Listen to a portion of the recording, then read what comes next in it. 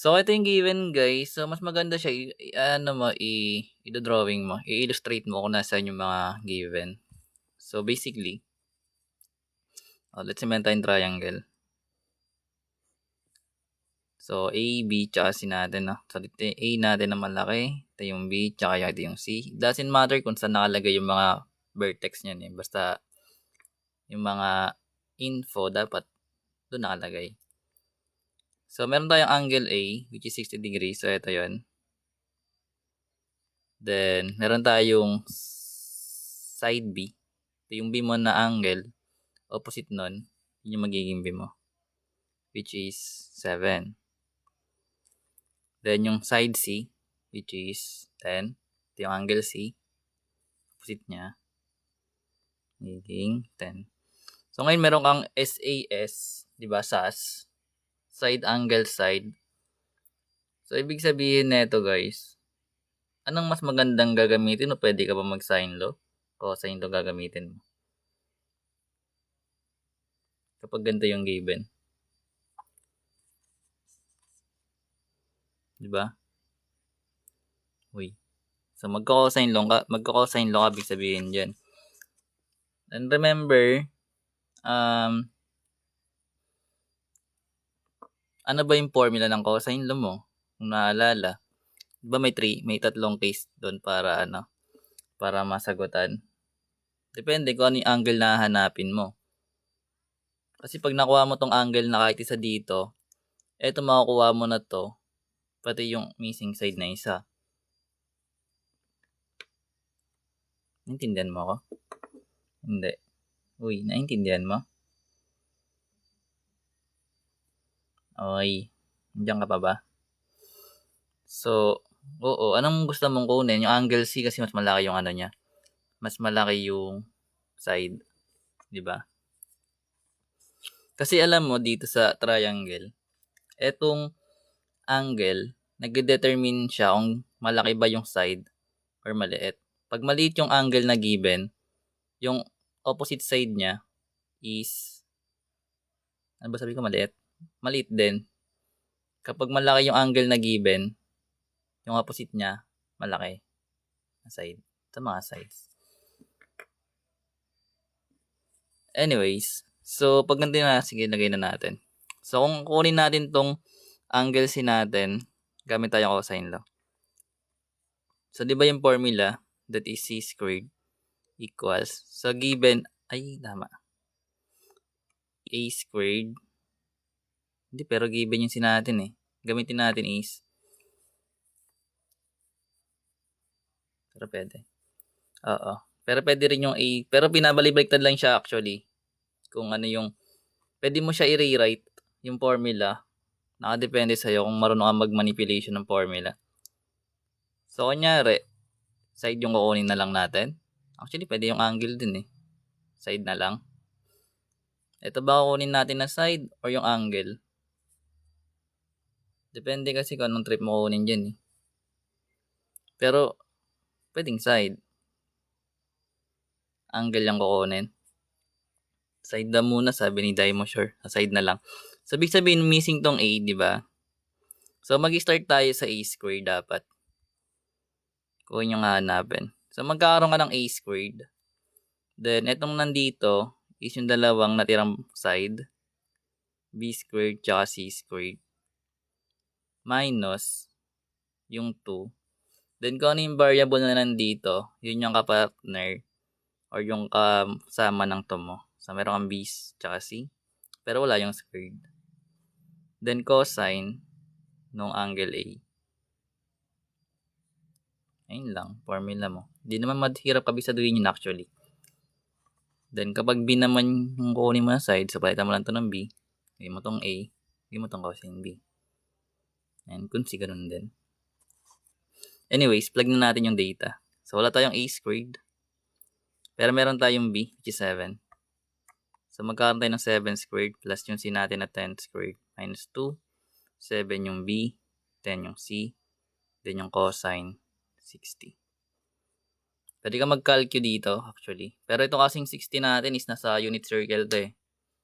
Familiar ka sa unit circle, malalaman mo kung ano yung measure nito. Ano yung cosine 60 mo.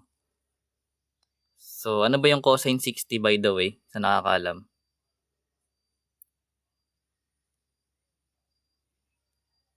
Ba 1/2? Di ba siya 1/2? Anyways, so, plug na natin. So, magkakaroon tayo ng a squared equals 49 plus 100. Dito yun, no? Then, yung 2 times 7, that is 14 times 10, magiging 140. Which is negative siya kasi kasama niya yung subtraction. So, magkakaroon tayo ng negative 140. Then, yung cosine natin 60, sabi natin 1/2 siya, di ba? Kasi nga, sabi natin sa unit circle, kung ito yung 90 mo, and dito yung 60, ito yung 45, tsaka yung 30 mo, tsaka 0. Then, kung yung ordered pair ng 90 mo is 0, 1. So, remember, diba sabi natin nag-square root lang. Kung start ka sa 0 dito, itong part na to is magiging square root of 1 over 2. Yung cosine. So, square root ng 1 is magiging 1. Kaya siya magiging 1/2. So, kung di mo ito naintindihan guys, meron yan dito. Anyways, pwede natin ito i-plug as 1/2. So, ngayon, magkakaroon tayo ng a squared equals yung 49 plus 100, that is 149. Then minus yung 140 divide 2 or times 1/2, magiging 70, di ba? So, magkakaroon tayo ng a squared which is equals, ano ba yung 149 minus 70? 79. So, magkakaroon tayo ng 79. So, ngayon, kailangan natin yung a, hindi a squared. So, kailangan mo siya square root both side. Wherein magkakaroon tayo ng a, which is, ano kaya? I-perfect square ba to? Yung 79? Ano ba yung square root ng 79? Check nyo guys. Para decimal, lalagay. Oo nga. 8.88. So, gawin natin 8.89. Sabi nyo. Galing sa inyo yan ha. So, magkakaroon tayo ng measure ng side A, which is 8.89. Depende kung ano yung unit, no? So, basta yan yung magiging sagot natin para dyan. Ngayon, sabi natin, pag drawing natin, pag nilagay natin dito yung side, which is 8.89. So, mapapansin mo, yung mga side mo, meron kang 7, 8.89, tsaka 10. Which means, anong angle yung may pinakamalaki dapat? Yung angle A ba? Yung angle B? Or yung angle C? Sabi nyo yun yung sagot. Ako nakakalculate ko nga sa calculator. So, meron tayong square root of 79. Tama naman, 89. Bakit angle? Hindi naman tayo gumawa ng ng angle pa eh. Side pa lang ito eh. 'Di ba? So, magkakaroon tayo dito nito nga. Tama yan, guys. So, yung angle C, may pinakamalaking angle dapat. Kasi yung side niya is 10.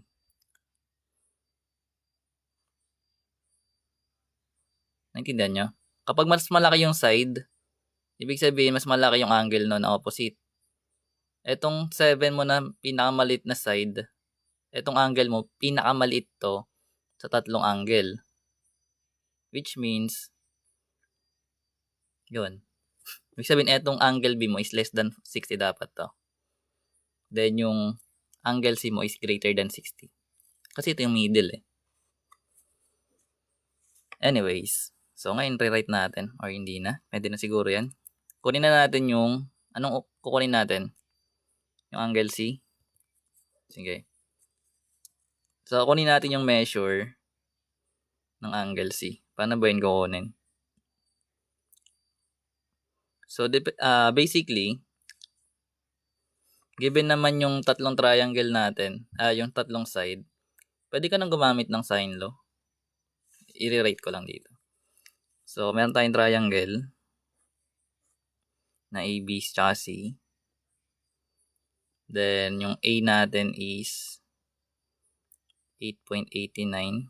Then, yung B mo dito is, tama. Ito pala yung B. 7. Then, yung C natin is 10. Yan. So, given na yung angles A na 60 degrees. So, ito yung hahanapin natin. Madali na lang yan. Sine law na lang siya actually. Pwede mo ito kunin na paganto. Tsaka yung paganto na part. Or pwede ito. Paganyan, no? Ito. Tsaka ito. Kasi ito yung given na angle eh. So, bali, di ba ang sa sine law is kung magkakaroon tayo ng A, tapos yung sine A mo, pwede mo siya equals kasi ito yung hinahanap mo eh. Yung angle C. So, ibig sabihin, lalagay mo dito yung C, then sin C dito sa baba. Pero pwede mo naman itong kunin actually. Like, ang ipapartner mo naman dito is yung B over sin B. Tapos, equals sa A over sin A. Kung ano yung given angle. Basta lagi sila pa-cross guys, kung ano yung given. Kailangan isa lang yung missing doon. It's either yung angle or yung side. Tulad dito, given to parehas, so pwede mo to kunin. Ito may missing na isa. So, pwede mo to makuha. Pwede rin dito.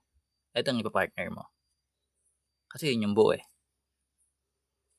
Anyways, balik tayo dito. So, meron tayong A, which is 8.89. Then, yung sin A natin, that is 60. Galing yun dito. So, ngayon meron tayong equal sa C natin na 10. Then, yung sin C natin. Remember, yung angle yung hinahanap natin. So, cross-multiply na lang. So, basically, pag cross-multiply natin, magkakaroon tayo ng sin C times yung 8.89. Pwede mo ilagay dito. Okay lang yan. Para naka-multiply naman. Equals sa 10 times sin 60. So, ngayon sabi natin is hinahanap natin yung angle, di ba? So, pwede mo ito i-divide muna sa 8.89 para ma-eliminate both side. Then, syempre, matitira yung sin C dito. So, ano magiging sagot natin sa 10 sin 60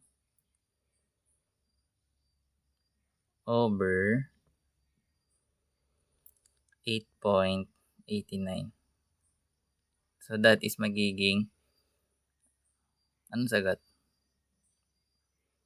10 nabura, sin 60 equals divide 8.89. So, magkakaroon ng 0.974. Kunin mo 4 na decimal para hindi ka mahirapan. Kasi actually, yung kinukuha pag nag-ano ka nito is 4 para medyo accurate. So, magkakaroon ka ng 0.9742.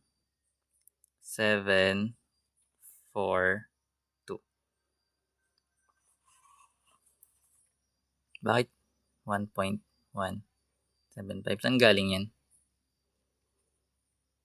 Uy. Ganito siya gagawin. Diba meron tayong 10 sin. Wala kasi yung cycle eh. Ito na lang natin gawin. 10 sin 60 over 8.89. So, magiging 0.9742. Ni-run off na natin. Wherein, dahil lang hinahanap natin is angle, guys. So, basically, magkakaroon tayo ng inverse sign. So, lagay mo lang inverse sign na itong 0.9742. So, lalagay yun sa calculator. Paano mo yun nilalagay? So, di ba ito yung mga yellow dito? Kung ano yung nasa taas, kung anong color yan, pinutin mo siya. It's either shape or yung alpha. Pag alpha kasi yung lalabas yun yung purple or red kung sa cycle. So, merong shape, then inverse sign, 0.974. So, ito pa. magkakaroon tayo ng 76.95 or 96 na. So, bale, yung kakalabasan ng angle C natin is 76.96. So, ito yung magiging sagot doon. So, kung mapapansin mo nga, dapat itong angle na to is bigger than dito. Which means, kung ito is 76.96, anong measure ng angle B mo? Yan, ganyan gagawin mo. Di ba sabi natin, ang measure ng interior angle ng triangle, yung total nila is 180, di ba? So, kung given na yung angle A mo, tsaka yung angle B mo, ay angle C.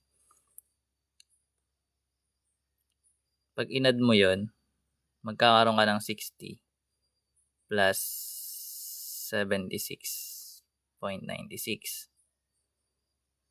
Okay? So, magkakaroon tayo dito ng ilan to? 136.96. Ngayon, i-minus mo to dito, guys. So, para makuha mo yung measure ng angle B, magkakaroon ka ng 180 minus yung 136.96. So, pwede i-calculate kasi may calculator ka naman eh. Pero kung magmamano-mano ka, pwede rin. So, magkakaroon ka ng 4, magiging 7, magiging 9, magiging 0, then 3, then 4. So, magkakaroon tayo ng 43.04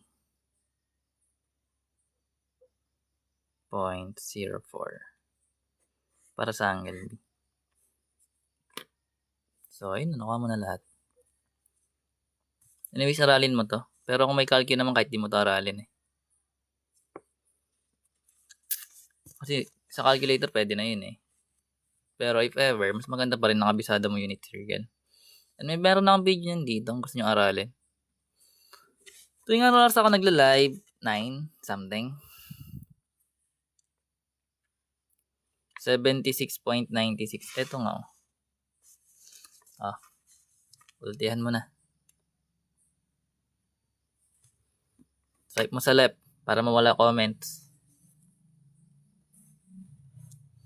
Ewan, hindi ko alam Caltech eh.